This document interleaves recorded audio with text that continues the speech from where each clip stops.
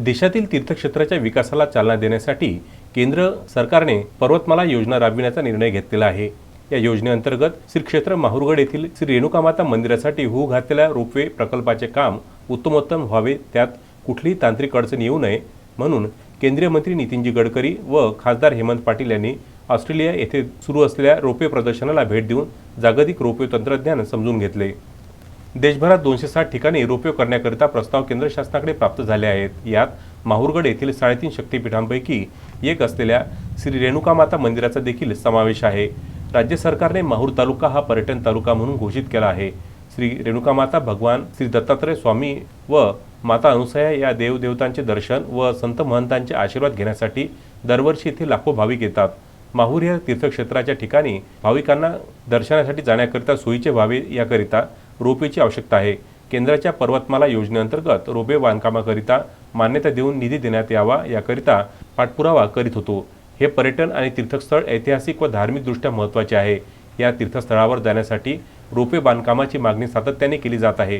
किंबहुना हा भाग आर्थिकदृष्ट्या मागासलेला असून आदिवासी बहुल भाग आहे। या तीर्थक्षेत्रावर रोपवे झाल्यास येथील या भागाच्या पर्यटनाला व अर्थकारणात चालना मिळेल। या उद्देशाने ऑस्ट्रेलिया येथे सुरू असलेल्या जागतिक रोपवे आणि एअरबस प्रदर्शनास केंद्रीय मंत्री नितीनजी गडकरी यांचे समवेत जाऊन भेट देण्याचा योग आला। या ठिकाणी रोपवे आणि एअरबसचे नवनवीन प्रकार, त्यांचे आधुनिक तंत्रज्ञान पाहता आले आणि या सर्व आधुनिक तंत्रज्ञानाचा आपल्या मतदारसंघात कसा लाभ करून घेता येईल याची चाचपणी करता आली, अशी प्रतिक्रिया खासदार हेमंत पाटील यांनी समाज माध्यमातून दिलेली आहे। ऑस्ट्रेलिया देशातील इन्सब्रुक या गावामध्ये आहे आणि इथं अल्पाईन हे जगातलं सगळ्यात मोठं केबल कार आणि रोपवेचं एक्झिबिशन इथं भरलेलं आहे।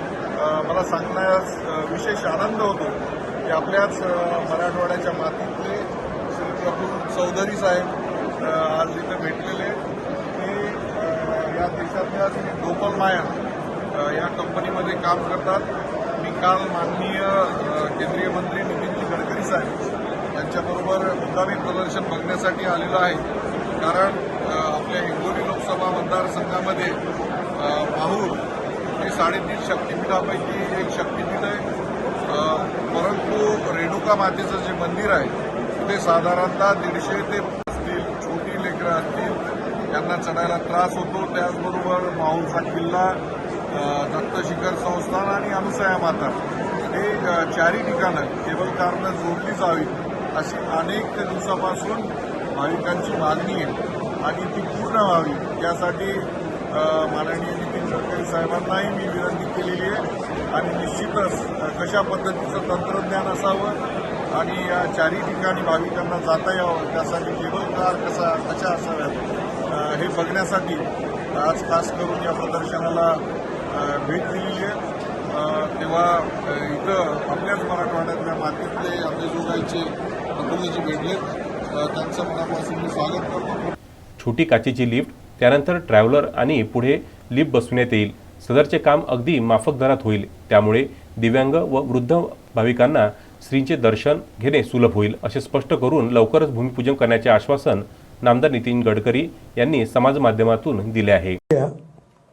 हमारे साथ मेरे संसद के सहयोगी member of parliament Hemant Patil भी आए हैं, उनका भी आप सबको परिचय कर देता हूं।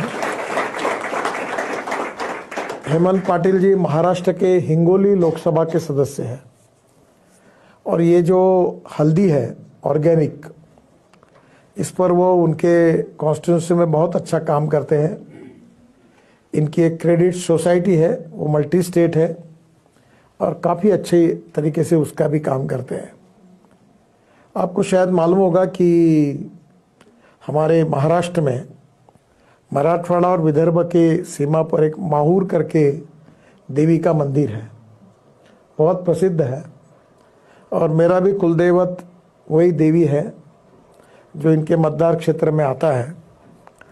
तो वहाँ हमने एक आइडिया तय कि वो भी पहाड़ पर है तो दिव्यांग और सीनियर सिटीजन नहीं जा सकते हैं, तो हमने ऐसा किया कि अभी उसका भूमि पूजन करने के लिए मैं जा रहा हूँ कम पैसे में, कि कैप्सूल लिफ्ट ग्लास की और एक लेवल तक जाएंगे, फिर ट्रैवलर लगाया, फिर लिफ्ट लगाई, तो रोपवे के बजाय हमने सोल्यूशन निकाला जिसके कारण हमारे सीनियर सिटीजन और दिव्यांग जा सकेंगे।